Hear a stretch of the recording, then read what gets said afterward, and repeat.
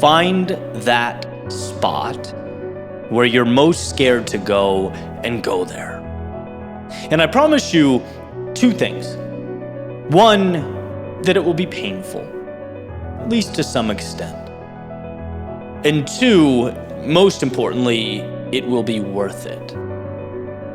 It will burn down the old you so that the new you can rise. And I'm speaking from nothing but experience. Every word derived from the delta between how I used to live and how I live now. I'm referring to all the good that came from finding the courage to let my old self die, a recreation of sorts. And I'll tell you what happens. Your mind, your body, at least initially, start to panic. They say, wait, this is not you. Go back to how things were. You followed orders. You did what you were told. You were linked to predictability. Remember how great that felt? Many of the people in your life, they won't like it either. For various reasons. Perhaps it reminds them of their own limiting beliefs. Perhaps it shines a spotlight on the fact that most people in your life, they want you to do well, just not better than they're doing. And so you'll get resentment and gossip and a very obvious tension. But just like your mind and body seek to hold you to the status quo, so does the world around you. What I'm asking you to do is to stretch beyond it, to reach for it anyway, to know, to see, to understand that there is chaos around you and embrace it, enter into it, right? Because that is the second piece. The predictable, unavoidable friction that the unknown creates. We want to know. We want predictability. We want safety. But the truth is, everything of value, everything meaningful in the world started with the process disconnected from a result. It's like, how can you be sure how things will end up? How can you be sure this will work out? How do you know for certain that the hero wins? You don't. And that's naturally scary, disconcerting. But you have to be okay.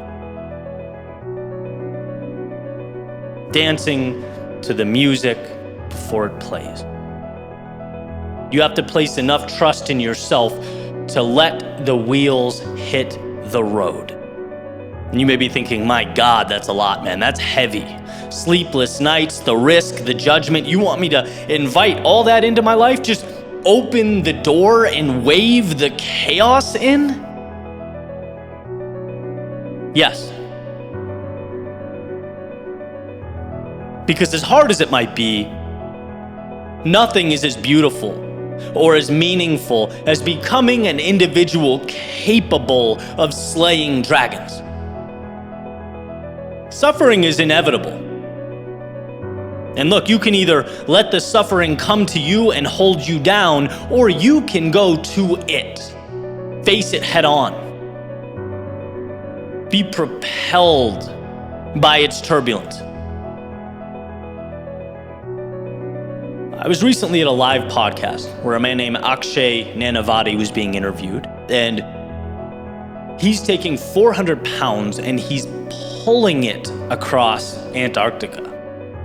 Obviously, an insanely challenging feat. Right? And someone asked him about suffering. He says, I'm paraphrasing, but I need suffering in my life because it's what brings me closer to God.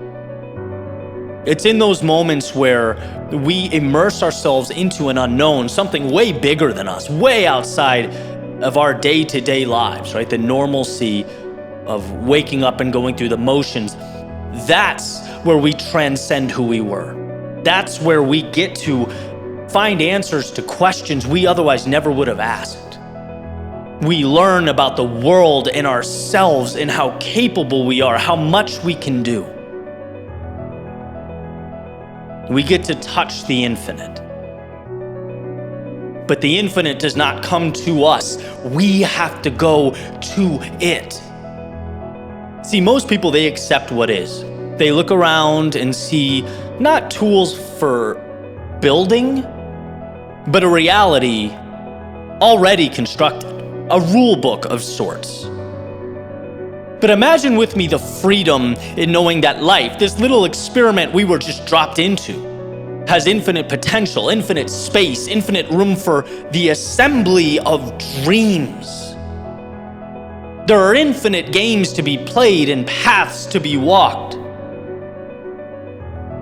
Just because most people refuse to walk down them, just because most people only ever know a fraction of themselves, just because most people never embark upon the adventures hidden in plain view, doesn't mean you should do the same. Everything in life has a price tag attached to it. Everything.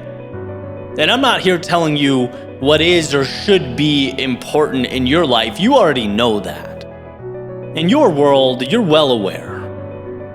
I'm just here to remind you that when you close your eyes and dream of a life lived on your terms, when you can see fragments of a world different than this one, and you're playing with the idea of reaching towards it, maybe even digging deep to find the courage, I want you to know that price tag, the one so expensive you're tempted to move on, to deem it too much, that it's not only worth it, it's a bargain.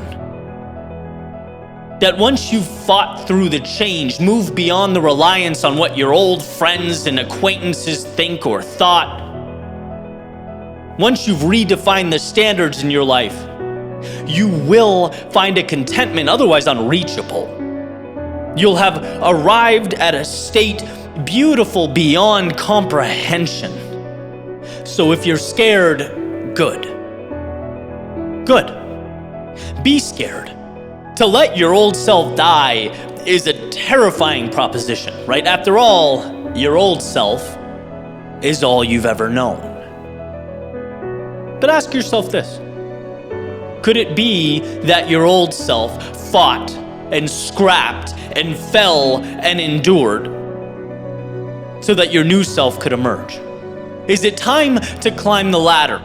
See that next level. Feel the sun on your skin, wind on your face, air in your lungs, from the perspective of someone who's not a cog in the wheel of life, but someone making the most of the masterpiece they are in. Feel it. Let it scare you. Own it. Fear is the cost of admission, right? And when you see how incredible the show truly is, you'll understand fear was not this stop sign, it was an invitation. Don't walk towards that which scares you. Run. It's not you against fear. Fear is an ally. It's you against ticking clocks. You against the sands of time. So take fear by the hand and go. Not tomorrow or next week, but today. Now.